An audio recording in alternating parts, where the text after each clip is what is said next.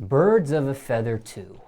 Give me the whole synopsis on this one. Birds of a Feather 2. We picking up from part 1 where Zaytoven, of course, was successful. Of course, we went through the situation we went through with Black. And part 2 is just about elevating, man. It's about the next level. It's about making it, being successful, and now the problems and the situations that you got to go through just being successful in a day-to-day business. You know what I mean? It's entertainment business. So you will see Zaytoven, you will see a different side of Zay in this particular part 2. You're going to see a different character than you've ever seen. Why a part 2? Why a sequel? I think because part 1 was like so crazy. Everybody loved, like, we never would have thought in our wildest dreams part 1 would have been so amazing and just like so serious to people's lives. But as we went on, we seen that it really changed a lot of people's lives. It really inspired a lot of upcoming artists and producers. And we was like, yo, we just might as well do a part 2 and kind of just keep the trilogy going. So, you know, I think people really be excited about part 2. It's not like a part 2, we did it because we just wanted to be doing something. It's got a great story in it. It's a continuation, and the story only elevates. Did people request it? Did they want this, or did you take it upon yourselves to do it? Hey, we're going to give this to them regardless if they want it or not. I feel like I was going to give it to them regardless. Just because, you know, for me, you know, my main thing is music. So doing movies was just an additive to what I do, you know, just expanding my name and brand. So, you know, after, like he said, after part 1 did so well and people, it's like it turned into a hood classic. It turned into a hood classic without us even trying, you know, really trying to make it that. So it's like, what you mean? You got to get a part 2. It might be a part 3 if we feel like it. You know, that's just how it is. This music stuff, I'm a person that's been in the music since my first big song was 2004. It's 2018. So the story hasn't stopped. Like my story hasn't stopped. It's still going on and on. So you have to make a part 2. As you know, it's more chapters to the story. Yeah. So, and I feel like we're gonna do this another 45 years. So you might get a part 3. Well, part 10. Yeah, part 10. You never know. Yeah. You did say trilogy in the beginning of this segment now, so right. I'm assuming you're hinting at something maybe, I don't know. Yeah, possibly. You know, it depends. You know, for me, it's being a writer and a director, it has to be organic. You know what I mean? It's never something that's forced. Even with like part 2, we didn't force part 2. We could have easily did. I think part 1 came out in 2013. Mm-hmm. We could have instantly came out with another one in 14 and 15, just riding the wave of a situation. But it's got to be more organic. It's got to be something where you feel it in your heart. And I think the viewers is going to get that from the movie. They're going to be like, okay, we feel this one like we felt the first one. Zay, you did say this was a hood classic. Sometimes people feel like when something's classic, just leave it alone. Why touch it? Why mess with it? Yeah. And then also on the opposite end, before you continue, sometimes we've seen movies where the sequel is better than the original. Yeah. So just curious on your mindset. That goes back to really what Al just said. It's like a feeling. It's just like, you know, it's just a time. It's a time for it. Not to jump into music, but we just put out Beast Mode 2. That's 2018. We put out Beast Mode 1 in 2015. And we didn't know for sure Beast Mode 2 was coming out. It only came out because it was a feeling. It was like, okay, it's time to put this out. It's, you know what I mean, it's a void for this. People want this, so that's the only reason we put it out. So, and that's the same way with the movie. It's just a feeling. It's a, you know, it's a timing thing, and that's how we move. We move off of that.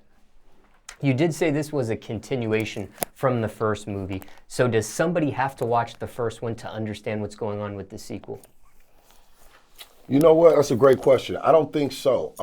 A lot of times you get stories and you get like a part 1 and you have to see the 1 just to even appreciate the 2 due to the fact of so many scenarios. But with this one, we kind of kept it basic with the main character, which is Zaytoven, and when you see it, you immediately get what's going on with his character, how they're trying to change him to who he actually is, how they're trying to bend him and change him for the culture, for the music, whatever you want to call it, and how he stands to his guns. So I would encourage you to see part 1, but if you're just coming into the trilogy in part 2, you'll still understand the story. Mm-hmm. Now, when it came to the return characters, Obviously, Zaytoven's back in there. Mm-hmm. Who else can we expect? We went and grabbed, I'm always about grabbing, the new and up and coming artists and new talent. Like if you go back to Birds of Feather One, we had Scooter, we had, who else? Bankroll. We had Bankroll, Fresh, we had just all the new young up and coming guys. Tiffany Fox. Oh, Tiffany Fox, yeah, Tiffany was in there. Yeah. Even Big Bang to me has always been like a new artist. Mm-hmm. But that's what we did in part 2. So in part 2, for main roles, we got Trouble. We got Trouble. He's a new hot up and coming artist out of Atlanta. We got Cash Doll. She's from Detroit. She's one of the hottest artists coming up right now. So we just bringing the new flavor, the new talent. And what we doing, and it gives them an opportunity to give them a different light. To be put in a movie is something different than to be put in, just doing music videos or doing music. Movie, people look at you like, oh, you a movie star, and I can testify to that because I've been doing music for a long time. I never got the same type of look or the way people treat me until they see me in the movie. When they see me in the movie, I done had a little girl almost start crying like, oh, snap, so it's a difference. So. Yeah, and then also we got like Juice Man, OJ the Juice Man. We always got OJ the Juice Man and Ralph. Young Ralph. My guys from a long time ago, they gonna be in everything I do. So. Yeah, some of the core people is definitely still in there. You're gonna get a couple surprises from the core people and along with some new fresh faces. Mm-hmm. Now, how do you go about picking these fresh faces? Is it people that are attracted to the first movie that say, hey, if you do another one, I want to be involved? Are you purposely picking these people and seeking them out yourselves? How do you go about that? I am. When I try to find a new cast member for the movies, it's definitely due to my relationship with the people and availability. You know what I mean? I'm a type of guy, if I want this person, but he can't make it, half of the time, or he got too much going on, or she ain't focused, then I don't want to use that person. I want to use somebody that I can pick up the phone and call, and they like, hey, I'm on the way. And that, it has a lot to do with them. Yeah, because we do go through a lot of different people when we talk about casting, especially for the main roles.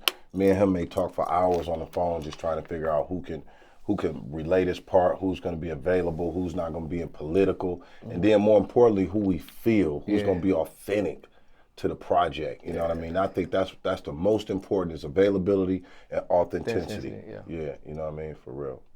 So somebody like a Trouble, somebody like a Cash Doll who you've named, what if you start shooting with them, you seek them, they fit all these qualifications you just mentioned, but they're just not good acting. They're just not good on film.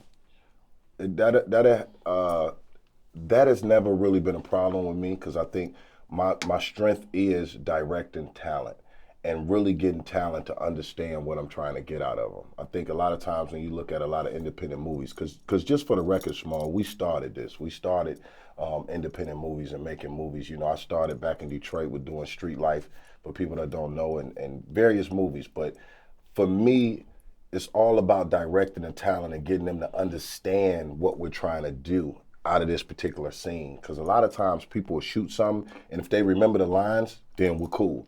And that's not always the case. It's got to be, you might didn't remember the lines, but if you said it good and I felt it, then that's the key. And if I don't feel it, I'm gonna rid you and murder you into it and grind you into it to where you get frustrated enough to either do it the right way or either find your way to do it the right way. That happened with me and Zay a lot. Like at our first film, me trying to get him to become an actor.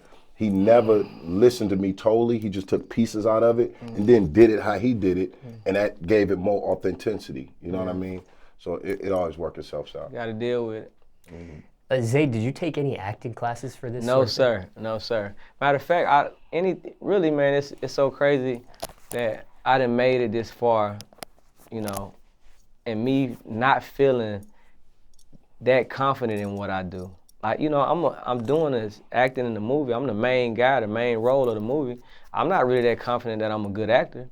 But if he's making the movie, he's saying, oh, Zay, you did good, or this and that, he coached me how to do it, that's good enough for me. It's like, okay, cool, let's put that out.